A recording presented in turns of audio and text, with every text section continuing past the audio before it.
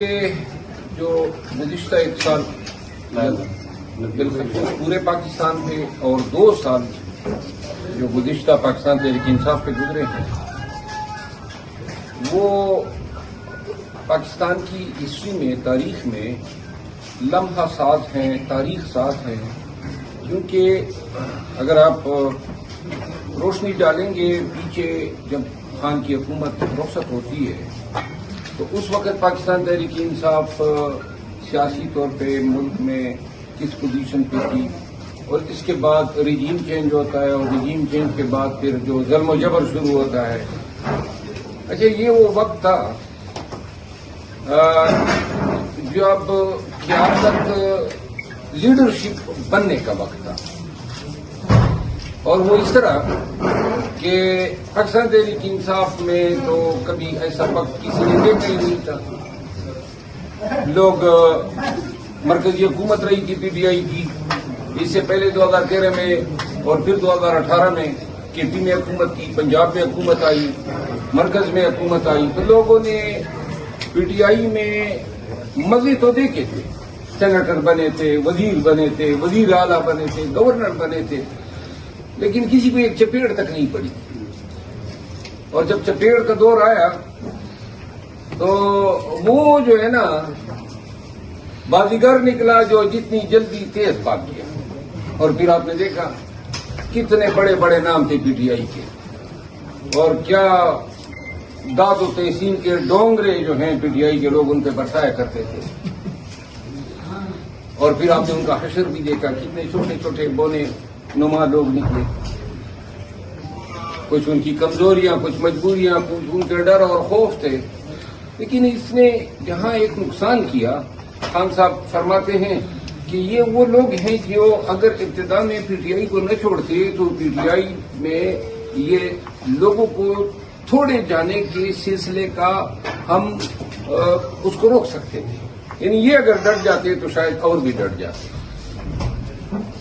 اور میرا نقطہ نظر یہ ہے کہ یہ جو مار پیٹ ہوئی سائیوال میں بھی آپ نے دیکھا ہوگا، اور پورے پنجاب میں اور پورے ملک میں تنظیم جو تھی وہ تل پٹ کر دی، ضلعی سطح پہ، ریجن سطح پہ، صوبائی سطح پہ، سب لوگ انڈر گراؤنڈ گئے۔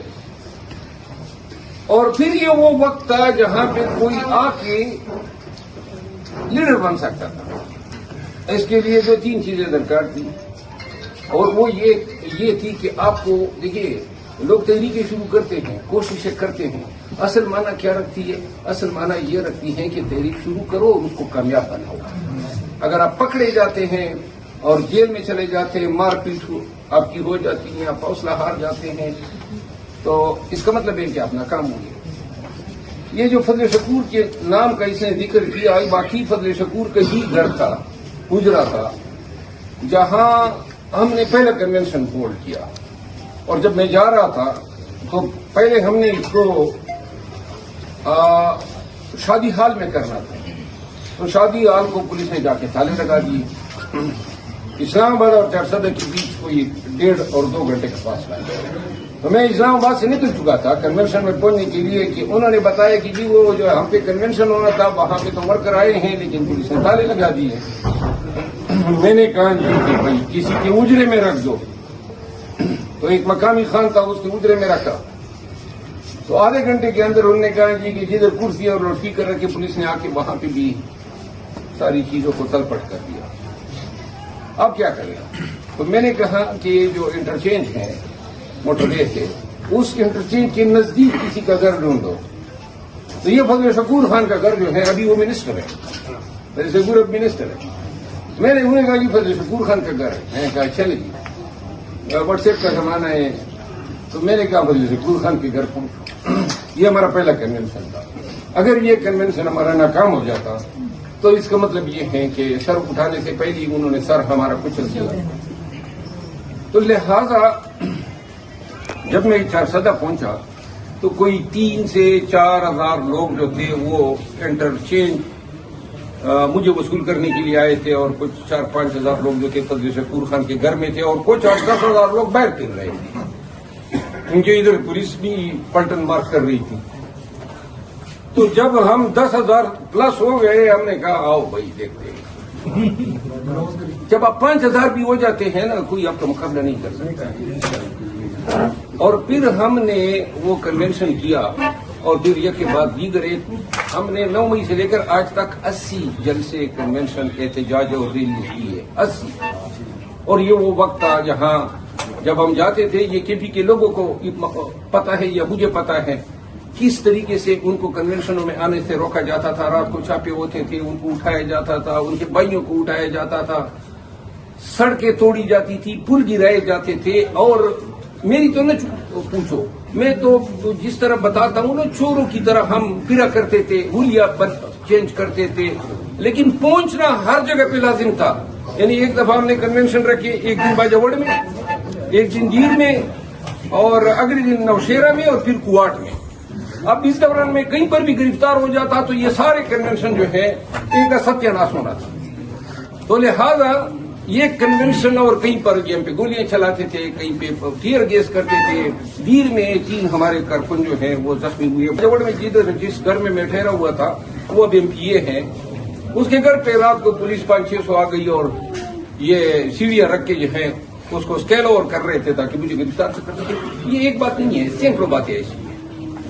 لیکن یہ وہ وقت تھا جس وقت پشتون کھڑے ہو گئے اور سب سے پہلے میں نے یہ دیکھا کہ انہوں نے خود کو شکست کوئی پرواہ نہیں تھی نہ پرچوں کی پرواہ تھی.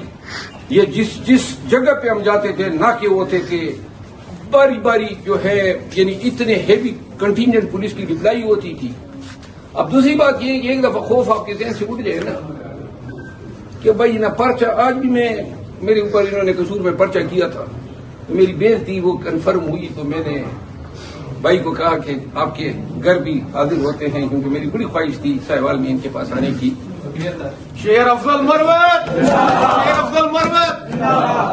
میں آپ کو عرض کروں یہ کچھ وکیل رہا کچھ پہلے جج رہا 15 سال کچھ ذہن میں ہمارے یہ اعتقادات بنے ہوئے ہیں کہ قانون سے ماورا کوئی ہمارا بال بھی بیکا نہیں کر سکتا ہے.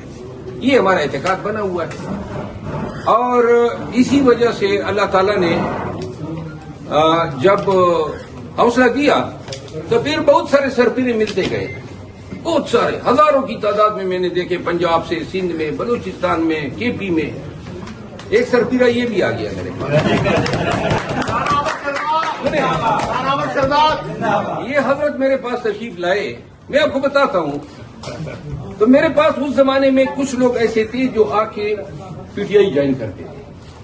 میں چلا جاتا تھا نیشنل پریس کلب میں بیٹھ کے ان کے ساتھ پریس کانفرنس کر لیتا تھا. ویلکم کچھ وکلا آئے کچھ سابق ایم پی اے منیز آئے.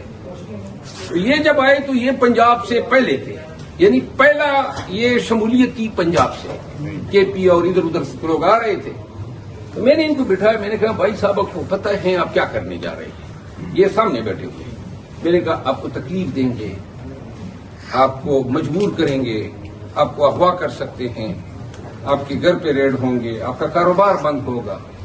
یہ اللہ حاضر و ناظر کبھی میں نے بات کی نہیں نہ موقع آیا.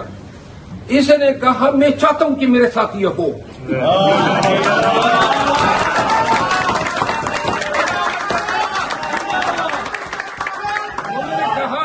میں چاہتا ہوں کہ میرے ساتھ ہو اور میرا جی کرتا ہے. اور اس نے کہا کہ کبھی تھی نہیں لیکن خان کے ساتھ جو ظلم ہو رہا ہے میں بالکل آرام سے بیٹھ ہی نہیں سکتا ہوں. اس وقت نہ کوئی ٹکٹ کی بات تھی نہ الیکشن کی بات تھی. یہ پیک کا دور تھا ظلم و جبر کا. یہ میرے خیال میں ستمبر اکتوبر کی بات تھی یعنی 9 مئی ہوا اس کے 2-3 مہینے کے بعد کا واقعہ ستمبر کی بات ہے. تو میں نے کہا چلیں پھر حضرت چلتے ہیں الیکشن اپنا پریس کلب چلتے ہیں. میں ان کو لے گیا اور ہم پریس کلب میں گئے تو وہاں جب ہم جاتے تھے آپ کو یاد ہوگا یہ وہ زمانہ تھا جب پی ٹی آئی کے لوگ جو ہیں ہماری زبان سے حوصلے کی باتیں سننا چاہتے تھے اور ہم ہمیشہ حوصلہ دیتے تھے تاکہ ہمارے ورکرز جو ہیں وہ ڈرے نہ. اسی دوران میرا گھر گرایا انہوں نے. جب گھر گرایا تو کچھ صحافی میرے پیچھے آ گئے. میں نے ان کو گھر دکھایا اس کی وہ ساری بلڈنگ انہوں نے ڈیمالش کی تھی. تو وہ میں نے ان کو ایک فکر رکھا وہ اس زمانے میں وہ بڑھ گیا آیا تو میں نے ان سے کہا کہ ورنہ یہ ہوتا ہے. تو وہ صافی مجھے کہتے ہیں کہ بھائی کس طرح کے آدمی ہو تم, مطلب اتنا بڑا نقصان ہوا ہے اور تم اس کو بھی انجوائے کر رہے ہیں. میں نے کہا کہ میں اگر فریاد کروں گا نا, شیر افضل مروت. اگر فریاد کروں گا نا تو پی ٹی آئی کے لوگوں کو دکھ ہوگا, وہ حوصلہ لوز کر جائیں گے. تو لہذا جو بھی جبر ہوگا, جو بھی نقصان ہوگا, ہم اس کو مذاق میں اس لیے بھی اڑانا ضروری سمجھتے ہیں تاکہ ہمارا ورکر جو ہے اس کی حوصلہ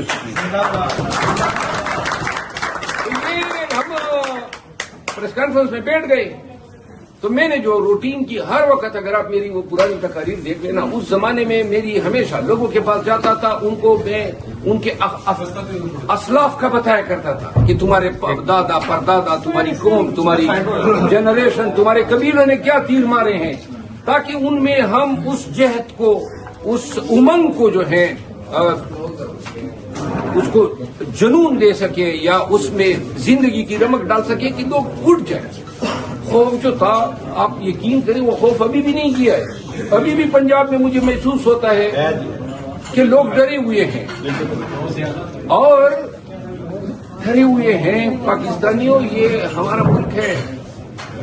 اپنے ملک میں ڈر کے جینے سے بہتر ہے کہ جینا ہی نہ ہو. یہ کوئی زندگی تو نہیں ہوگی کہ ہم اپنے ہی ملک میں اس وجہ سے ڈرے کہ جن لوگوں کو ہماری سیاسی نظریہ پسند نہیں ہے وہ ہمارے ساتھ جبر کر لیں گے.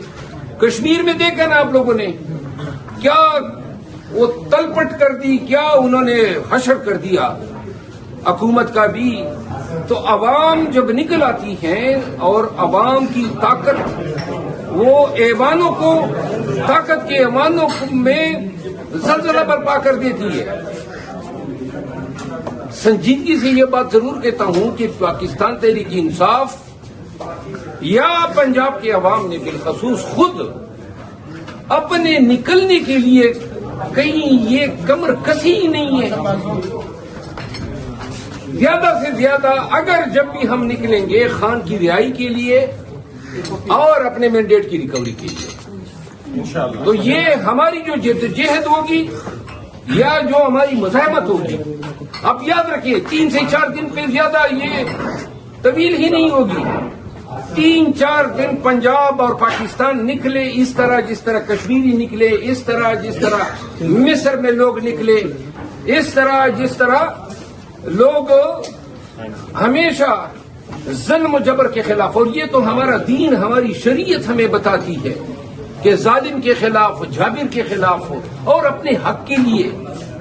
یعنی کون کیوں کر میرا حق جو ہے اس پہ پاؤں رکھ سکتا ہے, اور حق بھی میرا کیا حق, یعنی کہ میرا حق کے تعظیم آدمیت, یعنی کہ آپ مجھے رگی دینا, مجھے کھینچے نا, مجھے مارے نا, اور یہ آرٹیکل 14 آئین کا پرووائڈ کرتا ہے. پھر میرا حق آزادی, عربی کا محاورہ ہے الحر حر ومن یسع الدر, article 9, article 10, article 10A. Article 10A کیا کہتا ہے؟ کسی شخص کے خلاف قانون کی کوئی کارروائی کرنے سے پہلے اپنے ڈیو پروسیس اپنانی ہے, اس کو پوچھنا ہے, اس کو جواب دینے کا موقع دینا ہے. یہ نہیں ہے کہ آؤ دے کر نہ تاؤ, گھر میں گھس کے پکڑ کے آپ نے اغوا کر لیا. تو لہذا یہ میرے حقوق ہیں جو آئین پاکستان گارنٹی کرتا ہے. یہ بھی میرا حق ہے کہ میں احتجاج کروں, آرٹیکل 16. یہ بھی میرا حق ہے کہ میں پولیٹیکل پارٹی جوائن کروں, آرٹیکل 17. اور یہ بھی میرا حق ہے کہ ظلم کے خلاف اپنی زبان کھولوں, آواز اٹھاؤں, آرٹیکل 19.